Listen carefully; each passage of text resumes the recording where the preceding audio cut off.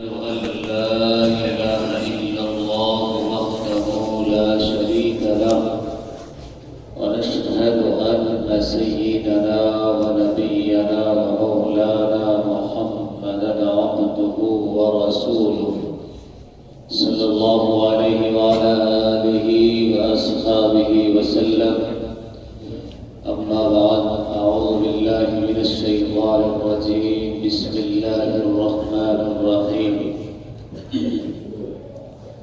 يا أيها الذين آمنوا كتب عليكم الصيام كما كتب على الذين من قبلكم لعلكم تتقون.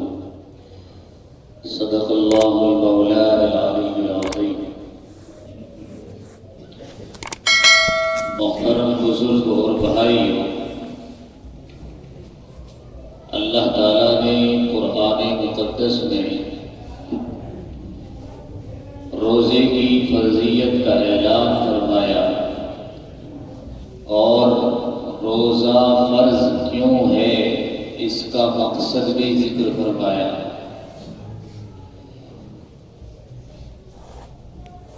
اور روزے کا مقصد ذکر کرنے کا مقصد یہ ہے تاکہ انسان کی تربیت ہو سکے. انسان کو جو پیغام دینا مقصود ہے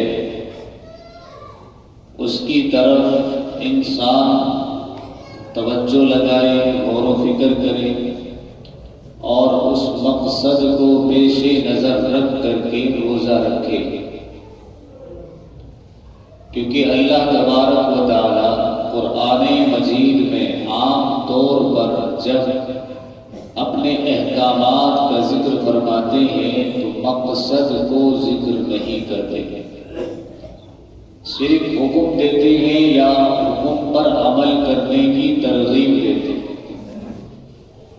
لیکن قرآن مجید کی جس آیت میں روزے کو فرض کیا گیا ہے اس میں فرضیت یعنی روزہ رکھنے کا حکم بھی دیا اور روزہ رکھنے کی ترغیب بھی دی اور پھر اس کے مقصد کو بھی ذکر کیا. کیا فرمایا؟ یا ایھا الذین آمنوا کتب علیکم الصیام، اے ایمان والو تم پر روزے فرض کر دیے گئے. کما کتب علی الذین من قبلکم، جیسا کہ تم سے پہلے لوگوں پر فرض تھے. یہ ترغیب ہے. پہلے فرضیت کا حکم کہ تم پہ فرض ہیں. کتنے فرض ہیں؟ ایام معدودات، چند دن ہیں. اور اس کی وضاحت حدیثوں میں 1 مہینہ 30 دن کے روزے ہیں.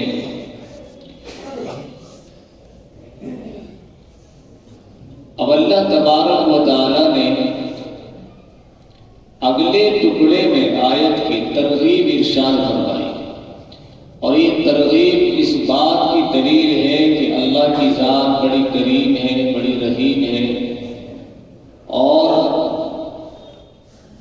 بہترین تربیت کرنے والی ہے. یہ تو آپ جیسا کوئی شہنشاہ نہیں، آپ جیسا کوئی حاکم نہیں. آپ اگر حکم دیں، سختی کے ساتھ حکم دیں یا جس انداز سے بھی حکم دیں، بندوں کے لیے ضروری ہو جاتا ہے کہ وہ اس پہ عمل کریں. عمل کریں گے تو ان کا فائدہ، نہیں کریں گے تو نقصان ہے. لیکن اللہ تبارک و تعالی اتنے بڑے بادشاہ اور حاکم ہونے کے باوجود اور بے نیاز ہونے کے باوجود، یعنی ہمارے روزے سے اللہ کو کوئی فائدہ نہیں. سمجھ رہے ہیں؟ ہمارے روزہ رکھنے سے اللہ کو کوئی فائدہ نہیں ہے. نہ ہماری نماز پڑھنے سے، کوئی کام کرنے سے ہمارے نہ اللہ کو فائدہ پہنچتا ہے نہ نقصان پہنچتا ہے. اللہ بے نیاز ہے ہمارے عمل سے. اس کے باوجود اللہ نے حکم دیا اور پھر ترغیب بھی دی کہ میرے بندو اس طرح سے عمل کرنا ہے یہ تمہارے لیے کوئی مشکل کام نہیں ہے روزہ رکھنا، گھبرانے کی ضرورت نہیں، ٹینشن لینے کی ضرورت نہیں، یہ نہ سمجھو کہ روزہ تمہارے لیے بوجھ ہے، بہت بھاری کام ہے، کیسے کریں گے؟ تم سے پہلے لوگ یہ کام کر چکے، تم سے پہلی امتوں نے یہ کام کیا ہے، اور جب انہوں نے کر لیا تو تمہارے لیے بھی آسان ہے، تم بھی کر سکتے ہو۔ اور یہ صرف تمہارے لیے نہیں کہ تم یہ سمجھو کہ یہ ہمیں ہی کیوں حکم دیا جا رہا ہے، پہلے لوگوں کو تو حکم نہیں دیا، پہلے کو بھی دیا، تمہیں بھی دیا جا رہا ہے۔ تو یہ ایک ترغیبی جملہ ہے تاکہ عمل کرنا ہمارے لیے کیا ہو جائے، آسان ہو جائے۔ علماء فرماتے ہیں کہ پہلی امتوں میں تقریباً ساری قوموں نے، سارے نبیوں نے روزے رکھے۔ حضرت آدم علیہ السلام کے بارے میں آتا ہے کہ انہوں نے ایام بیس یہ روزے رکھے، یعنی چاند کے مہینے کی، ہر مہینے کی 13، 14، 15 تاریخ ایام بیس کہلاتے ہیں۔ 13، 14، 15 ایام بیس کو اس لیے کہا جاتا ہے کہ اس میں دن روشن اور رات میں رات روشن، روشن دن ایام بیس، رات میں بھی چاند پورا ہوتا ہے نا 13، 14، 15 تاریخ میں، تو رات کو بھی خوب اجالا ہوتا ہے اور دن میں تو اجالا ہوتا ہی ہے، تو رات اور دن دونوں روشن ہوتے ہیں، اس لیے ان کو ایام بیس کہا جائے۔ تو یہ روزے کون رکھا کرتے تھے؟ حضرت آدم علیہ السلام۔ حضرت نوح علیہ السلام کے بارے میں آتا ہے کہ یوم عاشورہ کا روزہ ان پر فرض تھا، یعنی 10 محرم الحرام کا روزہ رکھا کرتے تھے۔ حضرت داؤد علیہ السلام کے بارے میں آتا ہے کہ وہ ایک دن روزہ رکھتے، ایک دن افطار کرتے، یہ پورے سال کا ان کا معمول تھا، یعنی وہ 6 مہینے روزہ رکھتے تھے، 6 مہینے افطار کرتے تھے۔ صوم داؤدی جس کو کہا جاتا ہے، بہت سارے لوگ رکھتے بھی اس طرح کے روزے۔ حضرت موسیٰ علیہ السلام کے بارے میں آتا ہے کہ ان پہ اللہ نے 40 دن کے روزے فرض فرمائے تھے، وہ 40 دن جو کوہ طور پہ گئے تھے حضرت موسیٰ، اور ان کی قوم پہ بھی فرض۔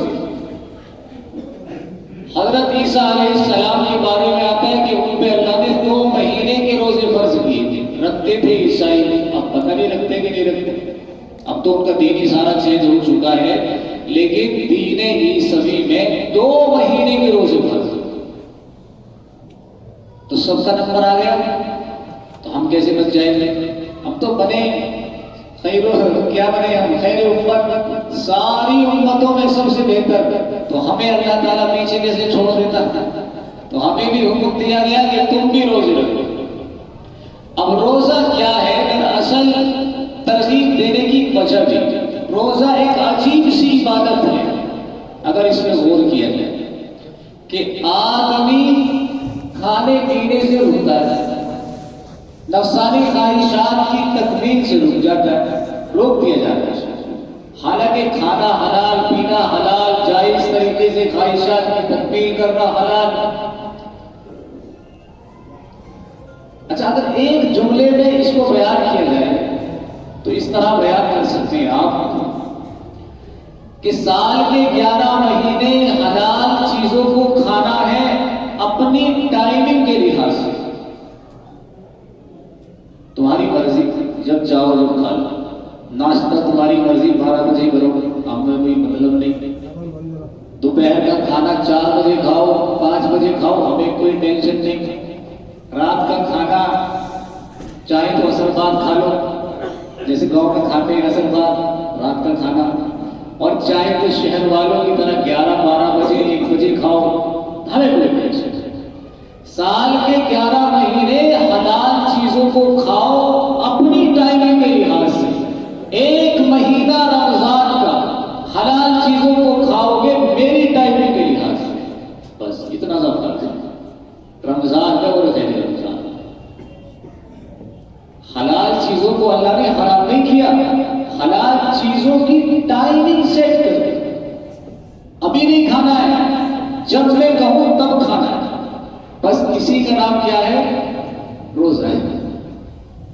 اب یہ انسان کے لیے ایک کہہ لیجیے پریشان کن بات ہو سکتی تھی کہ آخر تجھے کیوں روکا؟ اللہ تعالیٰ نے فرمایا پریشان ہونے کی ضرورت نہیں ہے، تیرے سے تھوڑے کہا جاتا ہے کام کرنے کو، اسے پہلے سے بھی کہا گیا ہے، بس ہو گئی تصویر، اچھا مجھے بھی کہا گیا ٹھیک ہے، یہ بات نہیں کرتے، صحیح ہے۔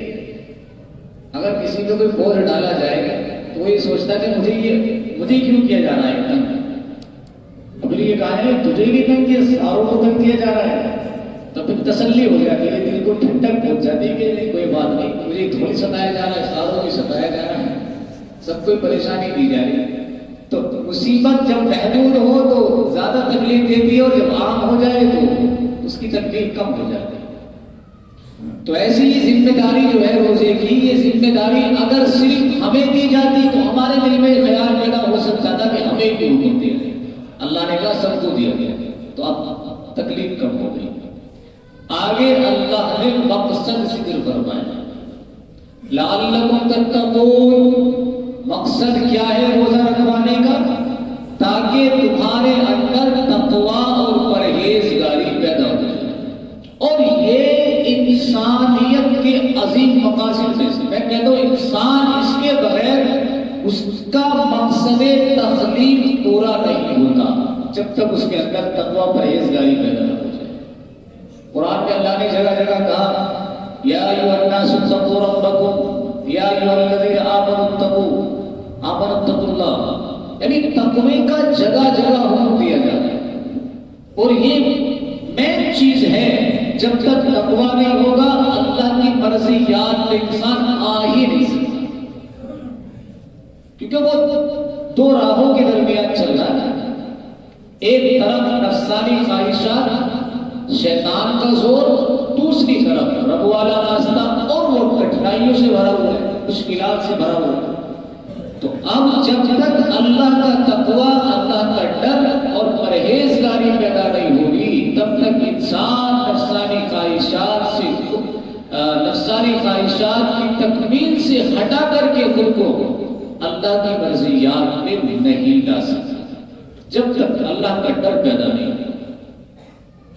اور روزہ اس کی بہترین تربیت کرتا ہے، بہترین انداز سے تربیت کرتا ہے تقوی کی۔ اس لیے اللہ نے اس کا حکم دیا۔ کس طرح وہ تربیت کرتا ہے؟ دیکھیں، تقوی کے ایک عام معنی تو یہ ہے کہ گناہوں سے بچنا۔ کیا معنی ہے؟ گناہوں سے، ایک عام معنی ہے اس کا۔ اب ایک آدمی بئی معنی کہ اس کو گناہ کرنے کا موقع نہیں مل رہا ہے یا گناہ کرنے پہ وہ قادر نہیں، تو یہ تقویٰ پرہیزگاری نہیں ہے، سمجھے؟ یہ تقویٰ پرہیزگاری نہیں ہے۔ مثال کے طور پر کوئی آدمی کیا کہوں، وہ شادی کرنے کے لائق نہیں، ٹھیک ہے، شادی کرنے کے قابل نہیں پیدائشی طور پر۔ اب وہ یہ کہے گی میں نے آج تک کسی خاتون کو غلط نظر سے نہیں دیکھا، میرے دل میں غلط خیال، غلط تصور تک پیدا نہیں ہوا، تو آپ اس کے بارے میں جانتے ہیں تو آپ کہیں گے یہ کون سی کمال کی بات ہے؟ یہ تو کوئی کمال کی بات نہیں ہے تمہاری۔ ایک چھوٹا بچہ 10 سال کا یہ کہے کہ میں نے اپنی نفسانی خواہشات کو کنٹرول کیا ہوا ہے، میں نے دیکھو ابھی تک شادی نہیں کی، تو آپ اس سے کیا کہو گے؟ بھئی ابھی تو شادی کے قابل ہی نہیں ہوا، ابھی تمہیں کون سی خواہشات نے کنٹرول کی ہوئی؟ ایک نوجوان ہٹا گٹا خوبصورت طاقتور پہلوان جس کی جوانی جوش میں رہی ہے، شباب اور خوبصورتی دونوں عروج پر ہیں، اب وہ اپنی خواہشات کو کنٹرول کیے ہوئے ہے، اس نے کبھی کسی خاتون کو غلط نظر سے نہیں دیکھا ہے، کبھی دل میں غلط دائی، غلط تصورات، غلط خیالات اور وساوس پیدا نہیں ہوئے، کسی خاتون سے غلط تعلق قائم نہیں کیا ہے، تو یہ جس نے اپنی خواہشات کو کنٹرول کیا ہوا ہے، جوان اور شباب پر ہونے کے باوجود، یہ ہے کمال اسلام۔ اس کو کہیں کہ آپ تقویٰ اور پرہیزگاری، کیوں؟ اس لیے کہ یہ ساری چیزیں کرنے پر قادر ہے۔ اب روزہ جو ہے وہ تقوی کی ایک بہترین انداز سے تربیت کہ آدمی جب روزہ رکھتا ہے تو کھانے پینے سے اس کو روک دیا گیا، جائز خواہشات نفسانی سے روک دیا گیا۔ اب بیوی بھی سامنے ہے، کھانا پینا بھی سامنے ہے، کھانا نہیں ہے، حکم آ گیا اللہ کا۔ قادر ہے کہ نہیں ہے کھانے پہ؟ ارے قادر تو ہے، کھا سکتا ہے نا، اگر کھانا چاہے تو کھا سکتا ہے، پینا چاہے تو پی سکتا ہے، کوئی رکاوٹ نہیں۔ چلو سب کے سامنے نہیں، وہ کمرے میں فریج میں سارے سامان رکھا ہوا ہے، کھا سکتا ہے، کوئی نہیں دیکھ سکتا، لیکن نہیں کھاتا، رکا رہتا ہے۔ ایک ادنا سے ادنا ایمان رکھنے والا مسلمان بھی میں سمجھتا ہوں روزہ رکھ کر کے روزہ توڑنا پسند نہیں کرے۔ رکھ لیا تو رکھ لیا، بس پورا کرنا ہے تو کر نہیں۔ یہ جو کیفیت ہے نا انسان کے اندر، یہ کس کی وجہ سے پیدا ہوئی ہے جی؟ بولو بھائی، روزے کی وجہ سے۔ کیسے پیدا ہو رہی ہے؟ روزے کی وجہ سے پیدا ہو رہی ہے۔ اور کیوں نہیں کھا رہا ہے؟ کیوں نہیں کھا رہا ہے؟ ایک گناہ تو وہ ہے کہ ہم آدمی کی وجہ سے نہیں کرتے کہ لوگ دیکھ رہے ہیں، بے عزتی ہو جائے گی، بدنام ہو جائے گی۔ اب آپ چار دیواری میں بند کمرے میں بھی نہیں کھا رہے، بھائی وہاں تو آپ کو کوئی نہیں دیکھ رہا، وہاں کیوں نہیں کھا رہے؟ تو خیال دل میں پیدا ہوتا ہے، اب کوئی دیکھے نہ دیکھے میرا رب تو دیکھ رہا ہے۔ اب یہ والی جو تربیت ہے، یہ جو خیال ہے، یہ جو تصور ہے، یہ کس کی وجہ سے پیدا ہو رہا ہے؟ روزے کی وجہ سے۔ اللہ تبارک و تعالیٰ دراصل انسان کو اسی ٹریک پہ لانا چاہتے ہیں، اسی راستے پہ لانا چاہتے ہیں کہ جو کیفیت تیری روزے میں ہے کہ تجھے کوئی نہیں دیکھ رہا، لیکن پھر بھی تیرے دل میں خیال اور تصور زندہ ہے کہ رب دیکھ رہا ہے، اس لیے نہیں کھا رہا۔ بس یہی تربیت تیری ہونی چاہیے، سال کے 12 مہینے میں تجھے ایسا ہی دیکھنا چاہتا ہوں۔ یہ روزہ تربیت کرتا ہے۔ 5 سال آگے کی نہیں آ گئی، اب ہم 1 مہینے کے لیے تو رہتے ہیں اس طرح کے، لیکن 1 مہینے بعد گڑبڑ ہو جاتی ہے کہ نہیں ہوتا ہمیں اللہ کا خیال اور تصور صرف روزے کی حالت۔ تو روزہ میں سمجھتا ہوں کہ نمبر 1 پہ ہے اس معاملے میں، انسان کی تربیت کرنے میں تقویٰ اور پرہیزگاری کے لحاظ سے روزے کو اولیت حاصل ہے۔ اس میں انسان تقوی کی بہترین منزل پہ ہوتا ہے، لیکن افسوس کے ساتھ کہنا یہ پڑ رہا ہے کہ اس میں قائم نہیں رہ پاتا۔ سمجھے؟ اس پہ قائم نہیں رہے۔ کیا ہی اچھا ہو کہ انسان اس پہ قائم بھی رہے۔ اور میرے بھائیوں ایک چیز اور سمجھو، انسان کے اندر اللہ نے 2 قوتیں رکھی۔ چلو ایک تھوڑا تفصیل، 10 منٹ ابھی ہمارے پاس۔ ایک ہے مخلوق نوری مخلوق، وہ کون سی ہے؟ فرشتے، نوری مخلوق۔ اللہ نے ان کے اندر صرف ایک قوت رکھی، وہ ہے قوت نورانیت کہہ لو، قوت نورانی کہہ لو، قوت ملکوتی کہہ لو۔ اس قوت کے اندر اللہ کی نافرمانی نہیں۔ یہ قوت اتنی صاف ستھری ہے کہ انسان کو ہمیشہ اللہ کی فرما برداری پر ہی ابھارتی ہے، اس سے اللہ کی نافرمانی کا صدور نہیں ہو سکتا۔ اس لیے فرشتوں کے بارے میں آتا ہے لا یعصون اللہ ما امرهم ویفعلون ما یؤمرون، کبھی بھی وہ اللہ کی نافرمانی نہیں کرتے، وہی کرتے ہیں جو اللہ حکم دیتا ہے۔ کیوں؟ اس لیے کہ ان کے اندر اللہ نے طاقت ہی ایسی رکھی ہے، وہ کر ہی نہیں سوچ پیر کیا بولتا اس کو، وہ جو ان کے اندر انسٹال کیا گیا ہے وہ اسی انداز کا ہے، وہ کر ہی نہیں سکتے، اپنے ارادے سے بھی نہیں کر سکتے۔ اچھا، دوسری مخلوق ہے اس کے اندر اللہ نے قوت بہیمیہ کو رکھا ہے، صرف اور صرف قوت بہیمیہ، نفسانی خواہشات کو رکھا ہے، اور وہ ہے جانور، دیگر مخلوقات، انسان و جنات کے علاوہ ان کا انداز تو آپ دیکھتے ہیں کیسے جیتے ہو، ہے نا؟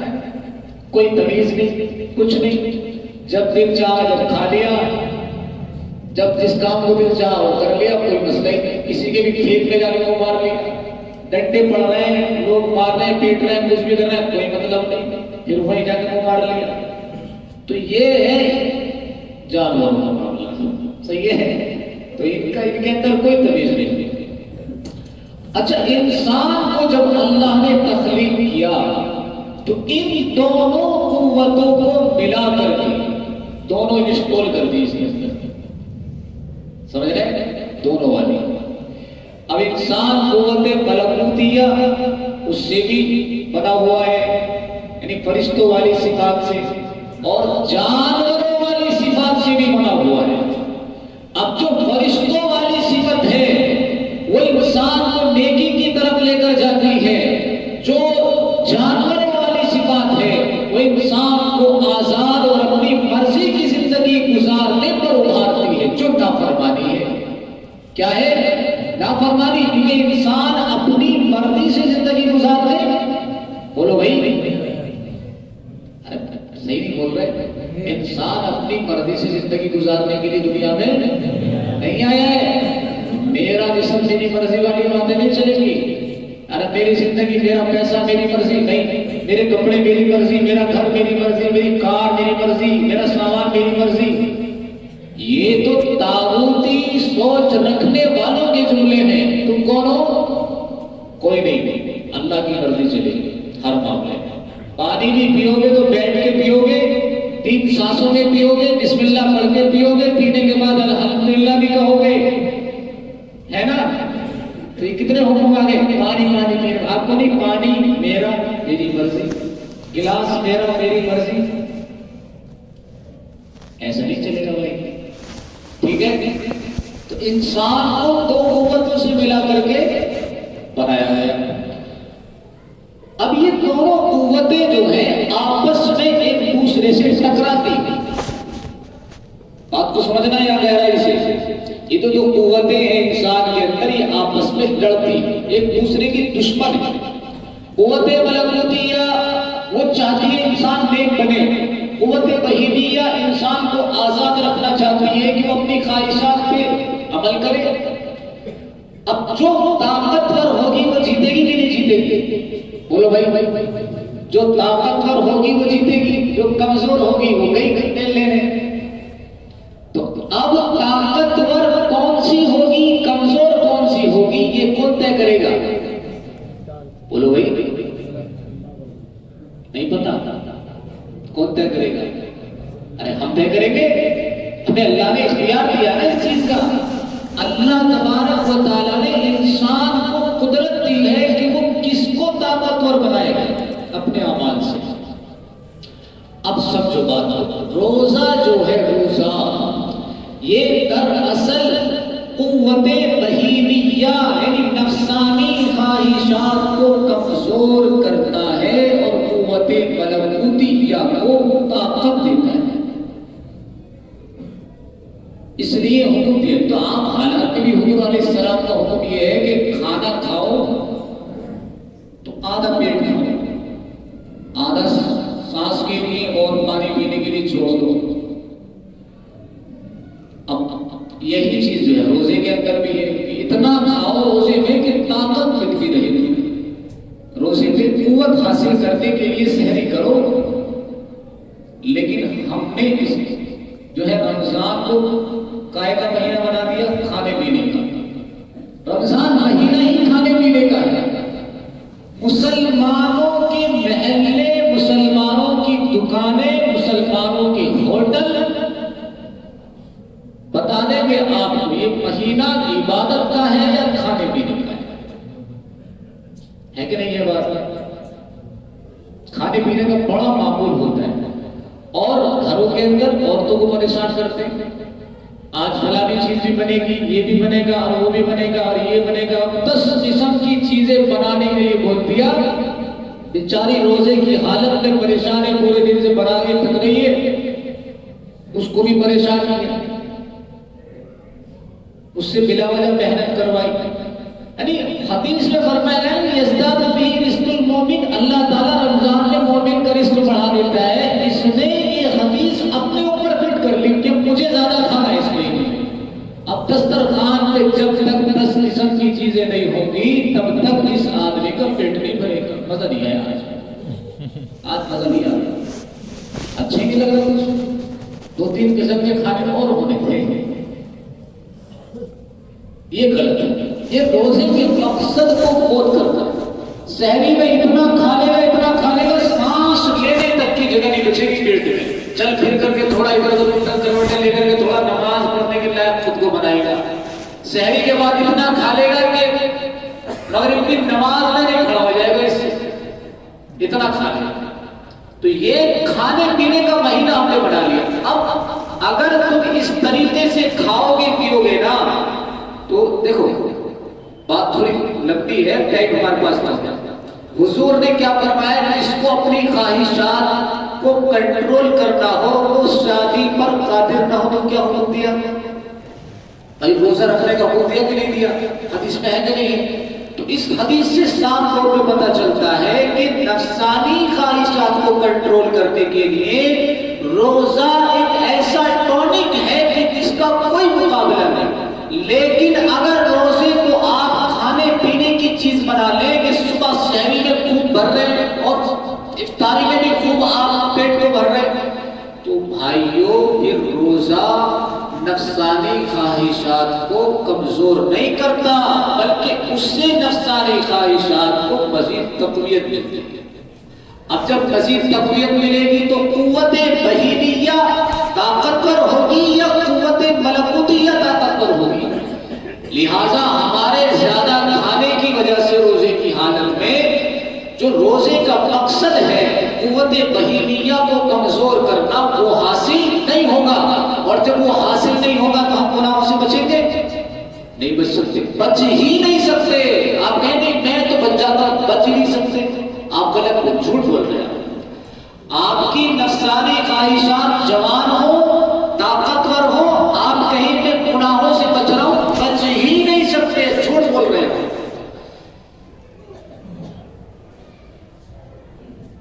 تو روزے کے مقصد کو سامنے رکھ کر کے روزہ رکھنا، لعلکم تتقون، اس میں اللہ نے اسی چیز کو بیان کیا تاکہ تم تقویٰ اور پرہیزگاری اختیار کرنے والے بن جاؤ۔ اور کیسے بنو گے؟ جیسے ہم چاہتے ہیں ویسے روزہ رکھو تب بنو گے۔ کم کھاؤ، تھوڑا سا کھاؤ، سحری میں اتنا کھاؤ کہ ہاں بھی روزے میں تقویت مل جائے، 5 وقت کی نماز مجھے پڑھنی ہے، کھڑے ہونے کے قابل ہو جاؤ۔ جب مزہ ہی نہیں آتا روزے میں جب تک روزہ نہ لگے، ایمانداری سے بتاؤں گا مجھے تو روزہ رکھنے کا مزہ بھی نہیں آ رہا، اور یہ 20 سال تک نہیں آئے گا، یاد رکھنا۔ کب تک نہیں آئے گا؟ 20 سال تک۔ روزہ رکھنے کا مزہ تو جون میں آتا ہے، واہ کیا بات ہے، مزہ ہی مزہ۔ شام کو جب افطاری کرو تو اور اسلامی فرحتان مرحبا افطاری وہ والی خوشی محسوس ہوتی ہے جب پانی سامنے آتا ہے، شربت ٹھنڈا ٹھنڈا حلق کو پر کرتا ہوا چلا جاتا ہے۔ ذهب الصباح وابتلت العروق وثبت الاجر ان شاء اللہ تعالی۔ تو خود ہی آتے جو ہے نا، آتے اللہ کا شکر ادا کرتے ہو، مزہ آتا ہے۔ یہ ہے روزہ رکھنا۔ اب تو روزوں کا پتہ چل رہا ہے کہ پانی بھی جو ہے عشاء کے بعد پی گیا، پانی نہیں یاد آتا، اب تو پانی عشاء کے بعد یاد آتا، اب تو پی لو ہی گلاس، پورے دن ہو گئے وہ گئے نہیں پی ہوئی تو یہ مزہ نہیں آتا۔ اب آگے کوئی 20 سال تک ایسے رہے گا، 20 سال کے بعد بھی جو ہے تھوڑا تھوڑا احساس ہوگا روزہ کا، تو انشاءاللہ رکھیں گے روزہ صحیح ہے۔ جو میں نے باتیں بیان کی عمل کرنے کی ہے، ہلکا کھانا ہے سحری میں بھی اور افطاری میں بھی، ہاں دوسروں کو کھلانا ہے، دوسروں کو کیا کرنا ہے؟ کھلانا ہے، غریبوں کو اور مسکینوں کو، فقیروں کو، پاس پڑوس کے لوگوں کو، ان کے لیے دسترخوان جتنا وسیع کر سکتے ہو کرو، اللہ تعالیٰ برکت دے گا، ثواب دے گا، عمل کی توفیق۔